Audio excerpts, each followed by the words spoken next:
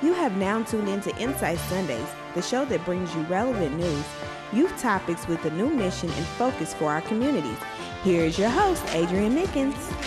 What's going on, Indianapolis? And welcome to another edition of Insight Sundays right here on AM 1310, The Light. As always, we have to give a shout out to all of our sponsors, which are Andrew J. Brown Academy, Indiana Christian Leadership Conference, or ICLC, Buttons and Bows Hair Salon, Bethesda Temple Southeast Campus, New Vision Lighthouse Ministries, Hair Artistry Indy, Inner Beauty Program Incorporated, New Breed of Youth, Lighthouse Academy School South and East, Beach Grove Bible Church, and Sam Ash Music Store. As always, Indianapolis, if you want to catch this broadcast live, make sure you go to Facebook at Insight Sundays. Once again, that is Facebook at Insight Sundays, or you can catch us on YouTube, Twitter, Instagram, Snapchat for all of those live replays. So once again, catch us live on Facebook right now on Insight Sundays. In the house today, we have Indianapolis Lighthouse Charter School. Get a little echo. Indianapolis Lighthouse Charter School East Campus is in the house today. And we have the principal, we have the college transition director, and we have two scholars here in the house today to whom we'll be kind of celebrating a lot of their achievements that they've been accomplishing this year. So would you like to state your name, principal? Hi, I am Tanisha Banks. All right. And our college transition director? How you doing? I'm Jenna Beck. All right. And our two scholars here? How you doing? I'm Jalen Beckley. And I'm Davion Dunn. All right. So we got everybody in the house today. So let's just go down with a couple of questions here to talk about the great culture that you guys have over at the East Campus. I'm going to start here with Principal Banks. What's been your history in education and, you know, all the great things that you've brought to change the culture to the East Campus this year? Okay, I have been in education for about like 10 years. Awesome. All right. So this is my first year with Lighthouse. I came in July of this year. Okay. And some of the things that we have done to help build the culture was to start building positive relationships. Absolutely. And really celebrating the positive behaviors that we see throughout the school. That's awesome. Yeah, building positive relationships is a great thing. You know, we always say that, especially with the youth today, they can spot out a phony educator or an administrator from a mile away who says one thing but does another. So that's awesome that you really, truly brought that kind of culture to the school. I'm guessing to say, and from your observation over the years, you know, curriculum has changed drastically. Do you see this new curriculum and stuff that you guys use at the East Campus as, you know, something that can really help the scholars down the road once they start applying for colleges and different things like that? Yes, and we give them opportunity to get college credit. I mean, not college credits, high school credits in 7th grade. And we also offer AP classes. Anything you want to add, Ms. Beck? So I think one of the things that our school does really well is giving opportunities that a lot of the schools on the east side aren't able to give to their scholars, especially in middle school settings. So even next semester, we have 2 new programs, which our students will be creating applications for cell phones, and they're earning dual credit while they're doing that. Awesome. That's really cool. Well, I guess just to say, what's all the grade levels that you guys go up to, and how does that work there at the East Campus? Because are you guys already full in enrollment already? Yes, we are. Okay, so rolling for next year, you know, what's the grade levels? How does that work for the East Campus? We are 7th through 11th, but next year will be 7th through 12th. Awesome. So you guys will be having your first graduating class next year. All right, excited looking forward to about that. All right, definitely looking forward to that. So I guess I'm going to swing it around over here to our college transitions director. I know that you know, actually was an in-class educator. So how was that transition from working in class, you know, to being a strictly an administrator now and really helping them, you know, get to college and get those credits? How's that? I think it gives me a better perspective on where each of our kids are coming. You know, traditional school counselors usually just go straight into the school counselor role, and then you have to spend time getting to know the kids academically and on a personal level. And I've known our kids since the school opened, 3 years ago. So I've had the opportunity to know them academically. I know most of their reading scores and their math scores kind of by heart. So when a kid walks into my office, you know, I already know the background. I don't have to spend time looking all that stuff up, and we can just get started talking about, you know, their goals for the future. That's awesome. All right, and you used to teach at the South Campus too as Right. well. So a lot of those scholars from the past, I know some of them maybe got split up, or a lot of them actually stayed at the East Campus. So you did get an opportunity to grow with a lot of those scholars and stuff like that. So that's really awesome too as well. Have you planned like different college trips and different things like that coming up? And how do you feel that's a benefit to the scholars with those college trips? Yeah, right now our sophomores and juniors are invited on 4 separate college trips. And then right before spring break this year in March, our juniors will be going on an overnight trip Friday to Saturday. We're going to be going to the University of Cincinnati. We're going to go to Kentucky State. We're going to go to the University of Southern Indiana. So they're going to get an opportunity to see some school campuses that they wouldn't otherwise get to see. But we're going to be traveling as a big school group. And I know this was your first year as the college transition director, but I don't know if you went on any on the past. What is some of the impact that you've seen for a lot of parents out there who, maybe have an interest to send their child maybe with a different organization? Because I know mentor programs do it too as well. So can you explain to them the true benefit of just being in the atmosphere of a college trip and, the success rate that you've seen with scholars once they actually go somewhere? I mean, for me and our kids, it's all about exposure. So anytime we can give them the chance to see something that they've never seen before, going on college campus, speaking to college kids, talking with college admissions counselors directly, it gives them opportunity to see what the next step is, and then they can decide from there whether or not that's a step they want to take. And then I whenever our kids are on a college campus, they start understanding what it means to kind of mature and how it is different between high school and college. So anytime I can give as many kids that opportunity, I want to do it. All right. And now I know that you've been with Lighthouse. I'm not exactly sure how many years. How many years have you actually been with Lighthouse? This is my 8th year with Lighthouse. 8 years, going on soon here to a decade. And what would you say it is working specifically with the Lighthouse family? One, I think that the schools are located in areas of Indianapolis that are in need of really good opportunities for students. When we decided to kind of reopen the East Side campus as Indianapolis Lighthouse Charter School East, when it was previously Monument, we knew there was a need on the East Side for somewhere in the community where the kids could come. They know they're going to get a great education. They're going to get a chance to play sports. They're going to get a chance to do a lot of extracurricular activities and get a college guided program. We knew that was important, and we still do. And I think every day we make progress towards achieving that goal. Yeah, that's true.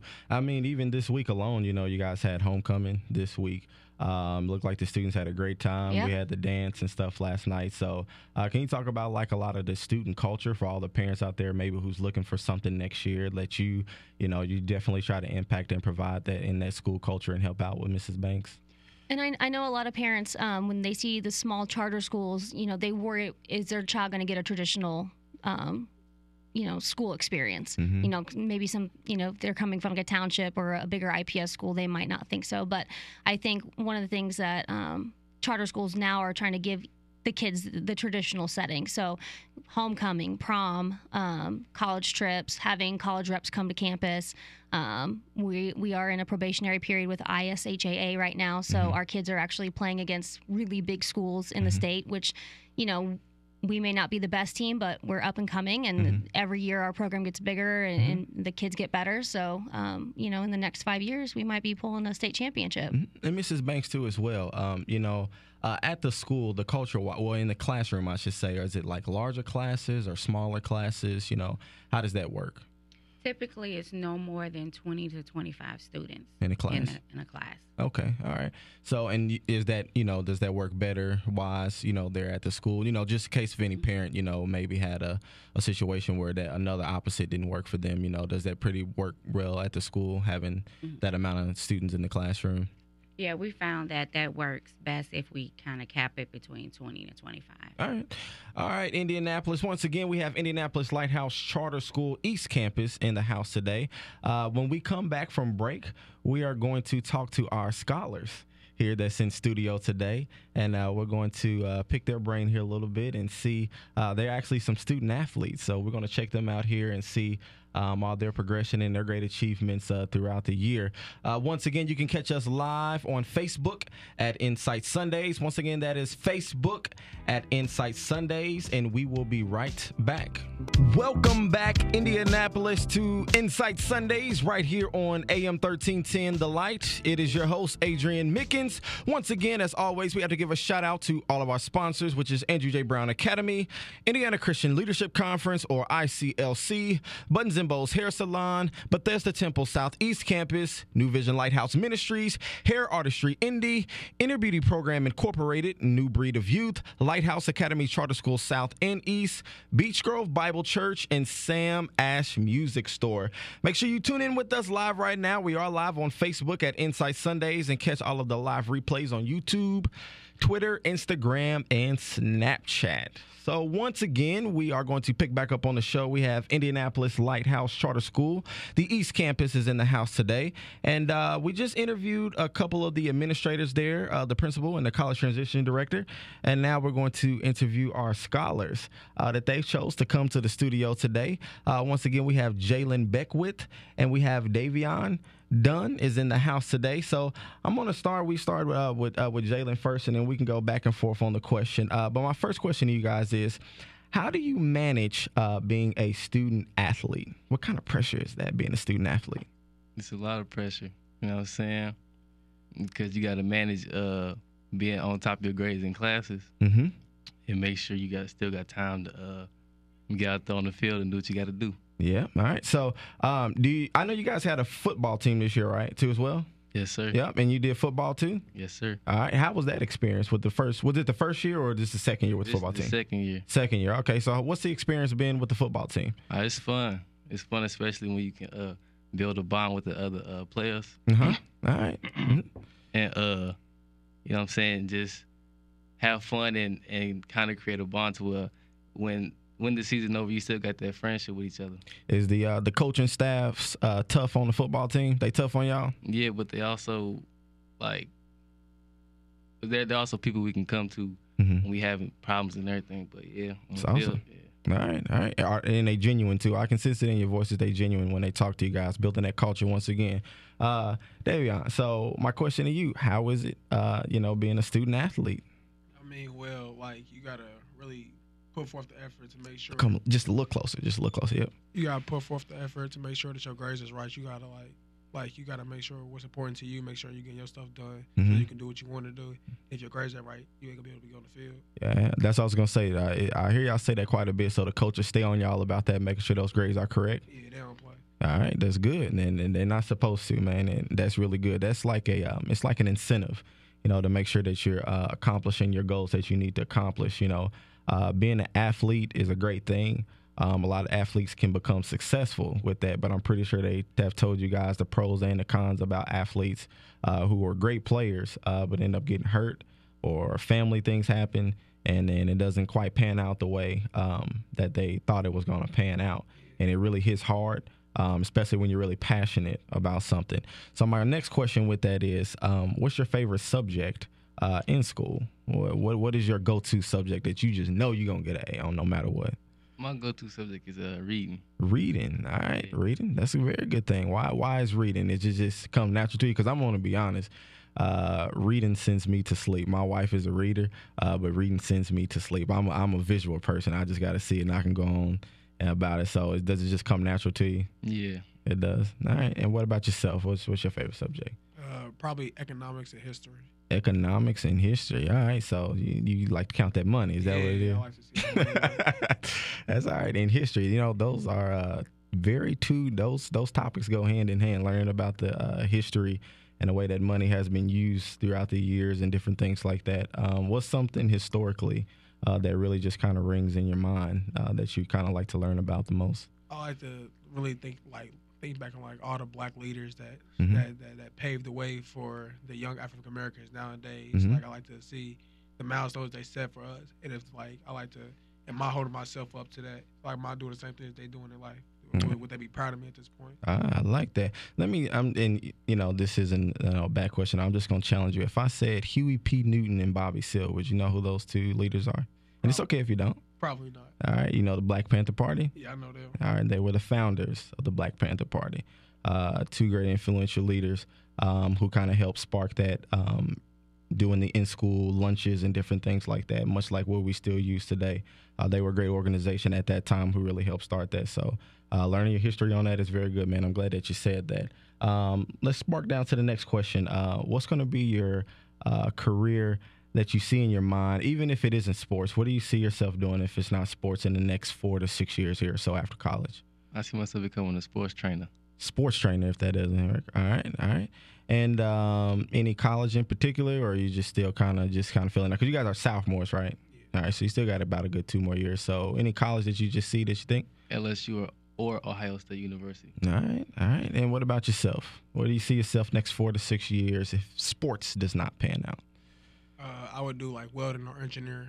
Welding. All right. So we got a mindset right here. I like that, man. You own it, man. So what really sparked? Do you build stuff at home? You like help out with your uncles and brothers and stuff on cars and stuff? Yeah, as a kid, I used to always like take apart my toys and like try to put them back together just because I like to see how stuff would get built and took it. Yeah. Now my son, he's like that, man. He is Lego crazy. I never seen anything like. I didn't play with Legos, and I just bought my daughter this like a bag of blocks.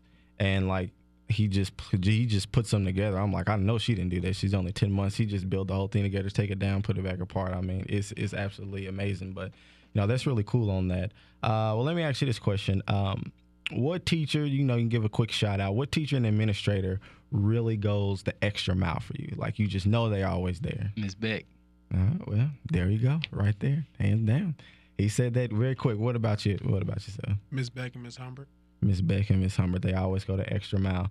Does that, just on a deeper level, does that really motivate you guys when you're at home? And, I know it is to be a teenager. You just got that lazy bug and you just think about some things that they have told you. Does that just keep you motivated to make sure you stay on the right track? Yeah. A lot of my teachers tell me that they see the potential in me, but I don't really see what they talking about. So they always want me to go that extra mile with things. And I kind of listen to them, but I also kind of don't want to do all that. All right. I understand. What about yourself? Me personally, I like to, as an advisor member, Miss Beck, I just like to show out. So if I look bad, she look bad, and I try to make sure I look my best, so she look good. All right. I like that, man. I like that. So here's another question here. The school as a whole. I know we just had homecoming weekend, and you were homecoming king, right? I was the prince. You were the prince. Okay, so Jalen was the homecoming prince. All right, who was the king? I can't remember. Who was the king? It was Jeffrey Williams, and the queen was Sideria Pryor. All right, so if they heard that, you guys' names was just announced. So school culture-wise as a whole, do you guys really feel as a whole that the staff really tries to go the extra mile for you guys and do different stuff? Yeah, I agree with that because a lot of the staff members build relationships with the students, and everybody kind of, when students have problems, they can go to a certain teacher to talk to, and that's what's needed to be in the school. Yeah. And what about yourself? Yeah, there really ain't no teacher in the school that I couldn't come to with my problems. It's all just like a big family, if you want to be honest. It's like a family reunion every day at school. That's awesome, man. That's awesome. So I appreciate it, guys. Mrs. Banks, it sounds like you got a great thing going over there for next year. Can you let everybody know if they want to? I don't know if you guys are doing pre-enrollment or how that's working, or how does that work? We will be doing pre-enrollment. We haven't came up with a date as of yet. Okay. But they can stay tuned and look out on our website. All right. And what's the exact address for the school location if anybody wants to come in and get some information? Is 4002 North Franklin Road. All right. I think that's right across the street from, not directly across the street, but from the Walmart grocery store there. That's correct. That you guys can do that. And what's the way that they can get information? Is just online? Do they have to come in and get an actual form? I know Mrs. Williams still handling a lot of that. Do they go in there and talk to her, or who? They can talk to Miss Evans, but Okay. A lot of it is online. They can apply it online. Okay, so go to the Lighthouse Charter School website. Again, Indianapolis Lighthouse Charter School website, East Campus. You guys be able to pull up all that good information, and then give the school a call or go up there if you guys are interested. Again, they're on North Franklin Road. North Franklin Road on the east side if you guys are interested. So once again, this has been another edition of Insight Sundays right here on AM 1310 The Light. Next week is Thanksgiving week, so we will not be on air. We're going to take a break and we will return back. I believe that date, let me check on that really quickly. I don't want to give out false information, will be December 3rd. We will be back on December 3rd. We will not be on next week. So we will check you guys out in the next 2 weeks. Peace.